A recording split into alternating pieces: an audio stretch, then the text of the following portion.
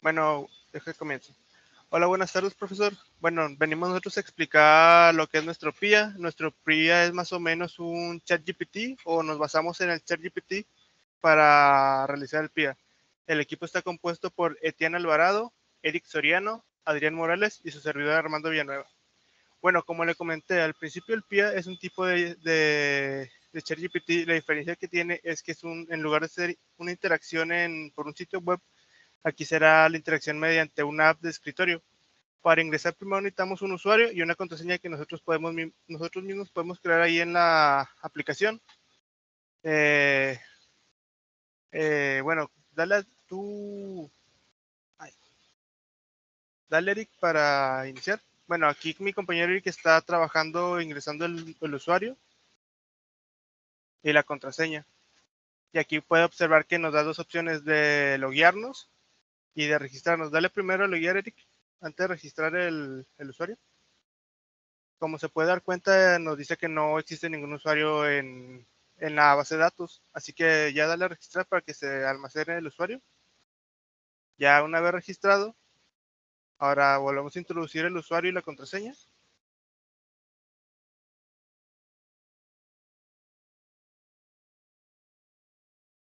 Y ya. Si le damos al login, ya nos permitirá ingresar a comenzar con la IA. Bueno, como le dije, es un tipo de ChatGPT. Nosotros vamos a estar escribiendo pues, preguntas aleatorias que le queremos hacer a la IA y esto nos va a regresar una respuesta corta a la pregunta que le hagamos. Escribe cualquier cosa. Tú, Eric, por favor. Aquí pues se puede dar cuenta que está trabajando por atrás el programa y ya nos contesta el asistente. Hola, ¿en qué le puedo ayudar en este momento? Y así podemos estar conversando durante un rato. Si queremos también darle a setting para cambiar el idioma, tú, Eric, porfa. También le podemos cambiar la respuesta que nos dé el asistente. Era en... Ahí. Ya escribe cualquier otra cosa.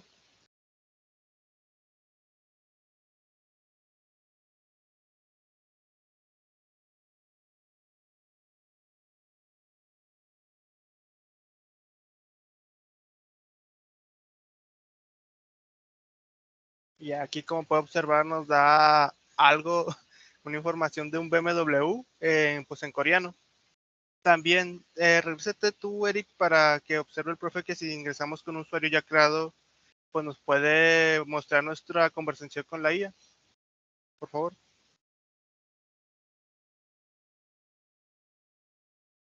Aquí tenemos que cerrarlo, volver a iniciar la aplicación. Nos logueamos con un usuario que ya hayamos creado.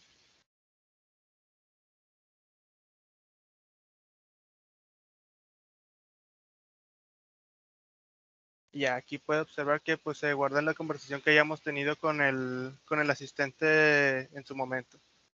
Bueno, de momento eso sería todo lo que es el PNC en general y ya vamos a pasar a continuación al apartado del lenguaje y del código y todo lo que conlleva. Sigue mi compañero Adrián. Buenas tardes. Voy a explicar un poco lo que fue la creación de la base de datos. Y para primero utilizamos un archivo llamado models.py, en el cual hicimos uso del lenguaje Python y gracias a el ORM de SQL Model fue como creamos cada una de estas tablas. Los datos que vamos a utilizar más es usuario y mensajes como vimos en la aplicación. Entonces creamos estas dos tablas, usuario donde tiene el ID, el username, password y una imagen. Y la tabla de mensajes contiene su ID, el sender, que este es el que hace la diferencia si es un mensaje el que le enviamos nosotros o el cual nos responde el chatbot. Y el orden en el cual pues se mandaron cada uno de estos mensajes. Esto más que nada es para que tengamos un control más sobre el historial de mensajes que tenemos en la aplicación. Hicimos la relación entre ambas tablas y ahora para poderlo crear estas tablas utilizamos un archivo llamado database.py. Aquí primero, el SQL file name es el que donde va a crear la base de datos o el nombre de la base de datos. El SQL URL es la URL que contiene cada una de las bases de datos que se utilizan. Nosotros pues utilizamos SQLite, entonces es el que manejamos ahí. Después para crear ahora sí el motor y el que va a dar la creación de esta base de datos, pues es la variable engine, en cual utiliza la función createEngine y adentro no es la URL que le metimos. Definimos la función y esta va a ser llamada después cuando ya empiece y se inicialice la aplicación. Después hicimos uso del Fast API, para tener la relación entre nuestro backend y el frontend.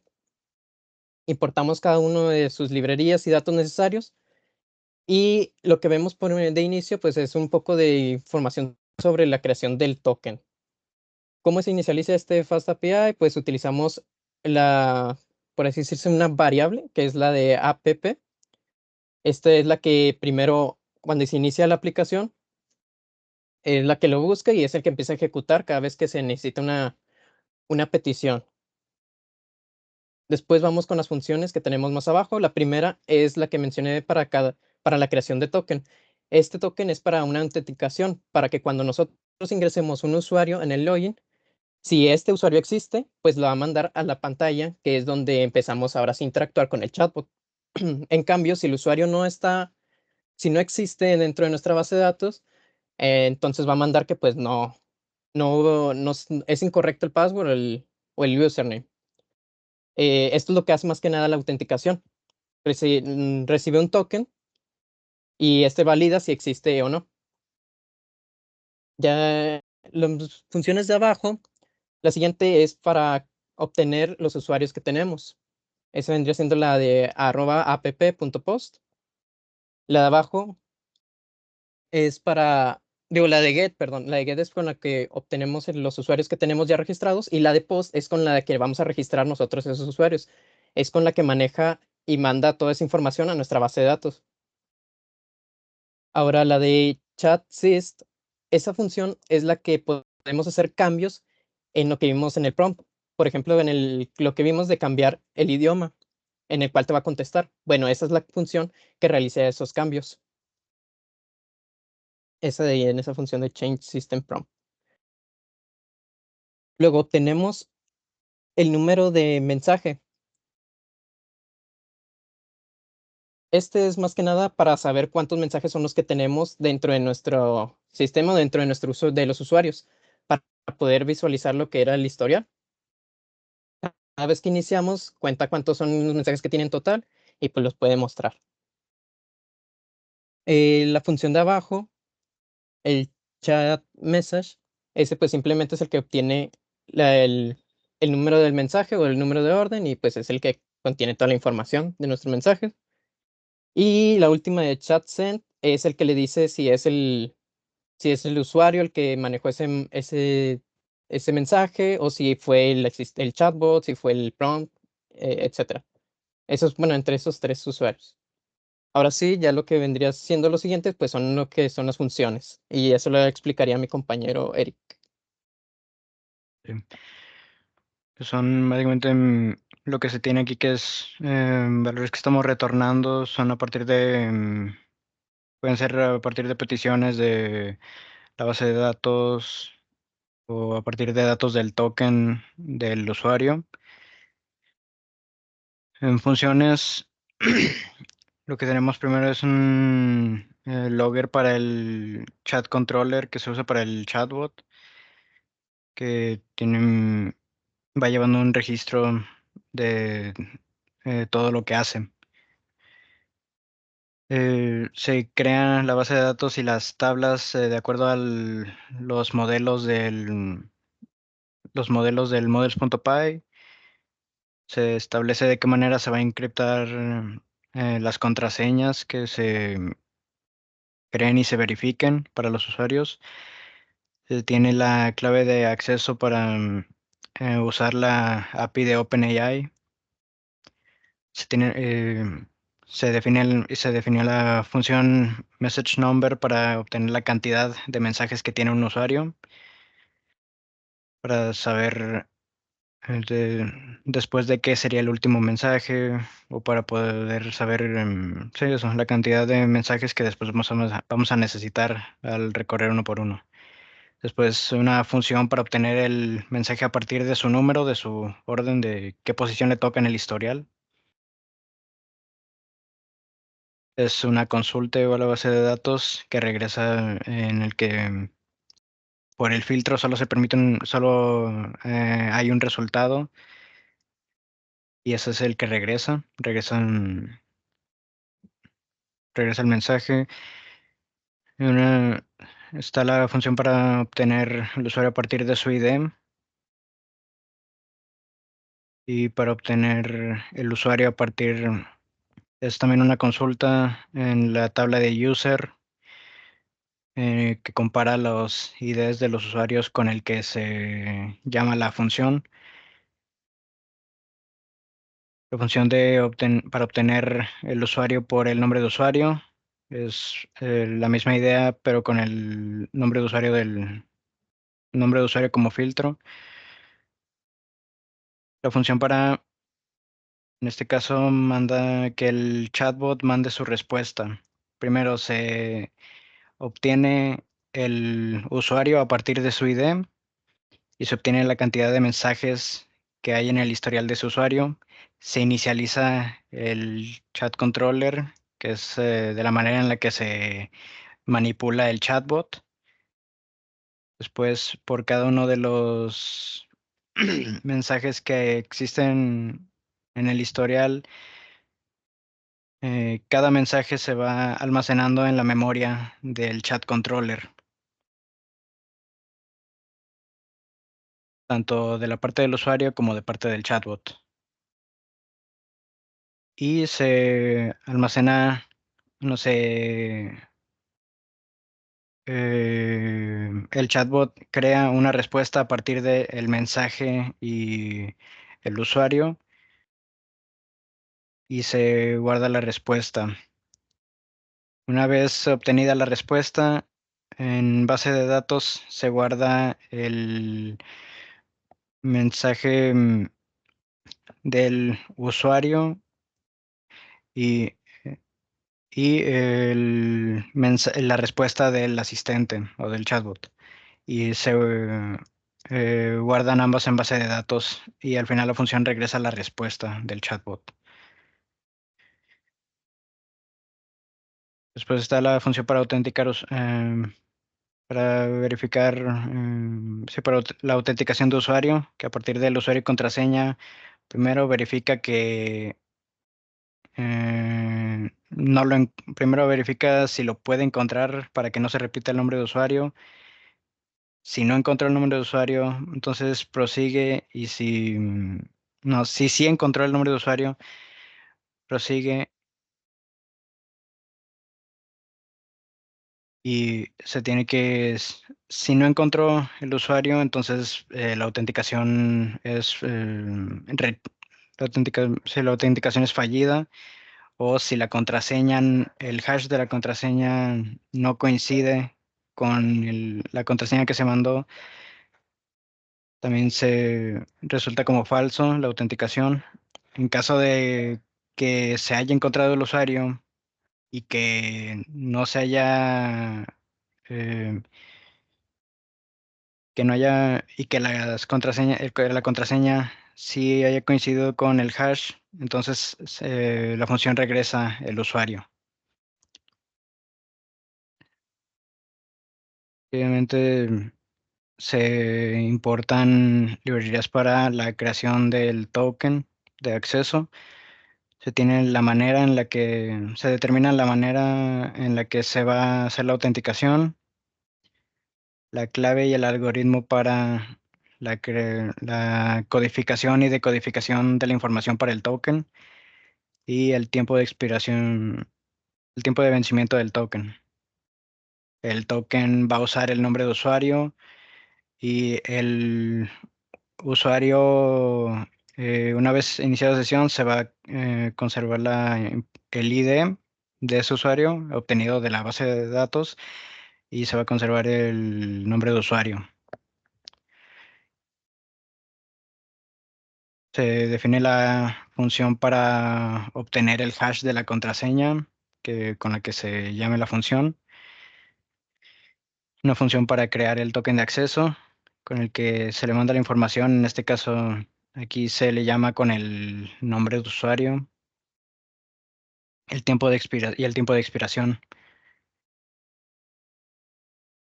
Se guarda la información a codificar, se verifica que haya un tiempo delta y si no lo hay, toma uno de 15 minutos.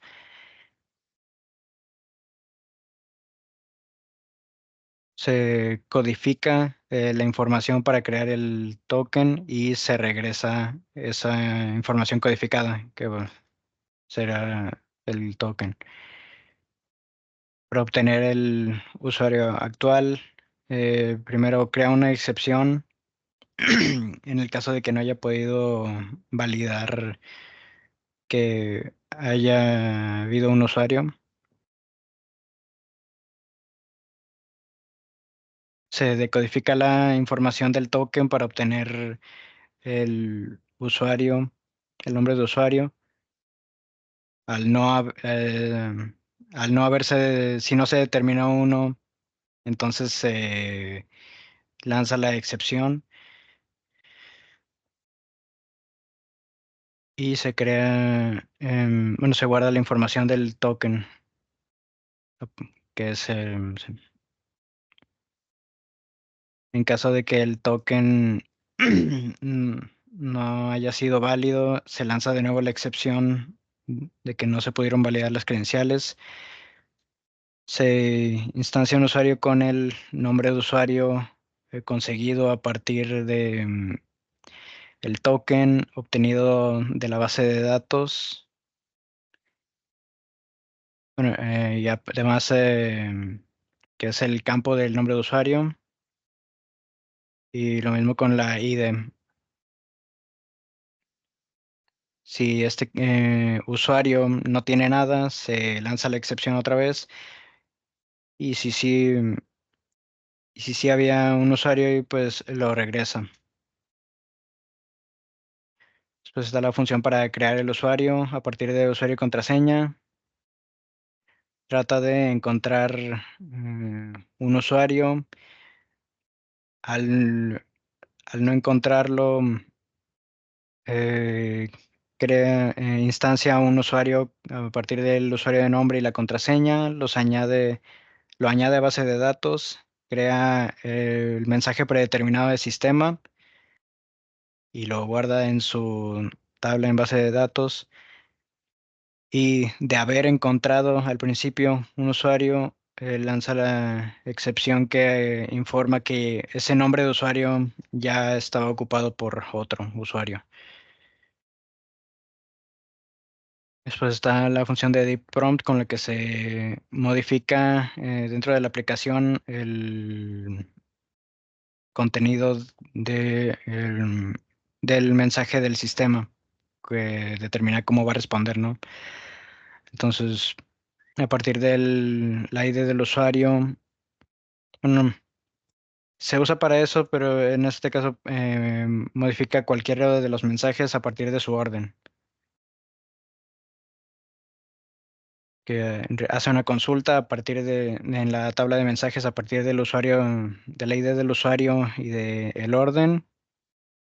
Y ese mensaje que obtiene, el contenido lo modifica por el string con el que se haya llamado la función y guarda ese cambio en la base de datos.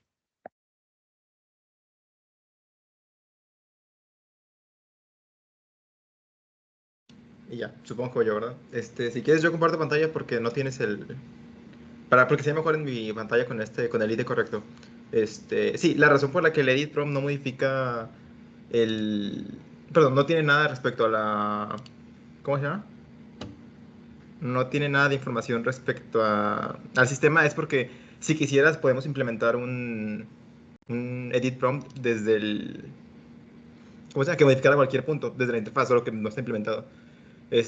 Para usar la interfaz o el frontend usamos Kotlin Compose Multiplataform Lo que quiere decir que es una aplicación escrita en Kotlin, pero en teoría debería poder ser compilada en iOS, en Mac, en Windows, en Android. En este caso, en Android no funciona porque como no puedes correr el servidor de FastAPI, nada más crashea. Pero en principio sí compilaría y funcionaría igual. Empieza únicamente por haciendo un cliente para hacer las peticiones a la API. Aquí creas el componente principal, pero únicamente creamos un navegador. En este caso, para navegación estamos usando Voyager, que es un navegador de Kotlin compatible con multiplataform. Y nos vamos a la pantalla de autenticación. La pantalla de autenticación sería la de cargue. La que vemos toda la que estábamos viendo en ese momento es esta pantalla únicamente. Guarda algunas variables haciendo que las recuerde para... Esto de aquí únicamente es lo que dice by remember mutable state of. Simplemente se asegura de que no se va a actualizar la pantalla cada vez que cambia el valor, cosas de cómo funciona la renderización de Kotlin. Estos dos de aquí, esto es spacer y nada más espacio. Esto de text field son en realidad las cajas de texto. Y esto de aquí, esta aquí es animated visibility, nada más es la parte que hace que cuando no aparezca, o sea, si no tienes nada no aparecen los botones, pero cuando pones algo aparecen los botones. Esta es la parte que se encarga, justo esta parte. Y ahí está. Aparecen los dos botones, el botón de login y el botón de register. Esta es la parte de aquí, es la parte importante, que es donde hace la petición. Aquí usamos el cliente que en este momento definimos. Hacemos una petición en este caso a la IP local de token, le ponemos ahí los parámetros que nos pide y hace la petición y nos lo regresa. Esta parte de aquí únicamente es la forma de sacar el token completo. De hecho, esto de aquí es una, ¿cómo se llama? Lo que llaman un serializer o algo así era. Sí, un serializer. Para poder acordarlos correctamente. Y ya, el registro hace básicamente lo mismo. Son esencialmente igual las respuestas. Solo que este es un post y ese es un... Ah, no, los dos son post. Y sí, así funciona, bastante simple. Una vez que termina, nos manda a la siguiente pantalla, chat screen. En este caso... Uy, no tengo corriendo la... La tenía corriendo, perdón. Bueno, nos manda a la pantalla de chat. A la pantalla de aquí. Y bueno, es lo mismo. Aquí ya tenemos el token. Otra vez guarda variables que pueden ser modificables y que no queremos que reinicien la instancia. Este de aquí es el componente que se encarga justo de hacer esta parte de aquí, el scroll y todo eso. Es parte de Voyager. Ok, empieza aquí primero por verificar si tenemos ya el usuario o quién es el usuario. Es decir, únicamente, como tenemos únicamente el token, esta parte de aquí le pregunta a la API cuál es el usuario. Toma el usuario, lo obtenemos y obtenemos lo que debe ser su ID y su nombre de usuario. Después, todos estos bloqueos de aquí que dicen conteo son porque como la aplicación se está escribiendo cada vez, no queremos que vuelva a hacer la petición cada vez. Aquí, una vez que ya tiene un usuario, le pregunta... sí, busca el número de mensajes que tiene su usuario. Y una vez que ya tiene tanto el número de mensajes como el número de... como quién es el usuario, busca los mensajes de ese usuario y uno por uno con un for, hace una petición a ellos.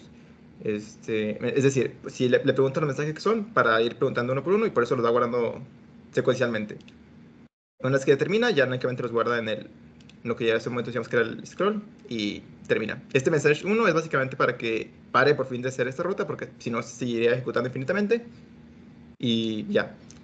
Después sigue la columna esta de aquí abajo. No, perdón, esta es la columna, esta es la construcción de esta parte de aquí. Es decir, que dice lazy column y todo eso es esta parte de aquí. Y estos de rows ya son la parte de acá. Como decía, esta parte únicamente es la que guarda los componentes, así como esto lo pueden ver como si fuera una lista y esta es la parte que lo muestra. Finalmente, estos dos rows son la caja de texto de aquí abajo, donde lo mandas, y este de aquí son los botones de settings y los botones de send. Ya dijimos cómo funcionaba el send, básicamente una petición cuando le mandas algo, igual es una petición a la API directa. La parte de settings simplemente es un navigator que te manda para acá.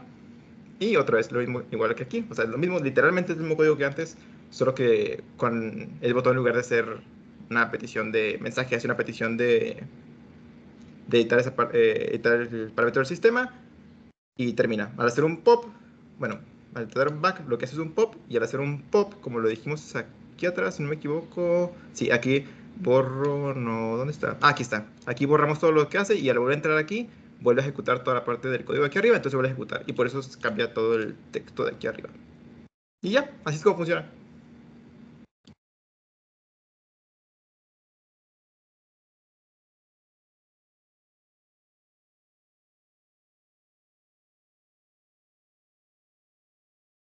No sé si alguien quiere cerrar.